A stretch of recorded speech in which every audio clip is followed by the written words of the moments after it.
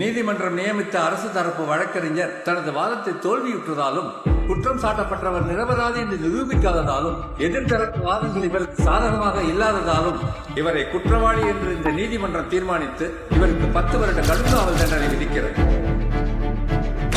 പുറത്തിറങ്ങി കഴിഞ്ഞാൽ പിന്നെ എല്ലാം തുടങ്ങി കിട്ടാൻ കുറച്ച് പാടായി. അത് കാര്യമാക്കണ്ട, വലിയൊരു ജയിലിലേക്ക് വന്നെന്ന് കരുതിയാൽ മതി.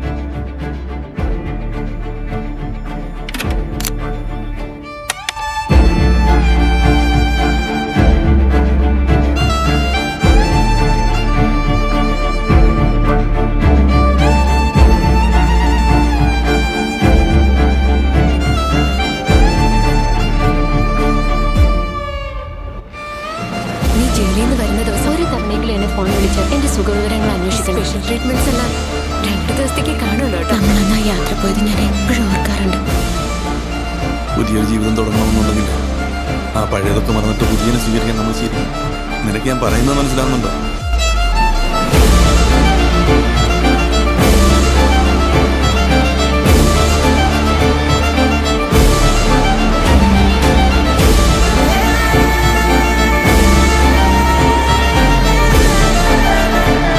എടാ, നിങ്ങൾ രണ്ടുപേരുടെ കഥ കഴിഞ്ഞു, ഇനി അവളെ നിനക്ക് കിട്ടത്തില്ല.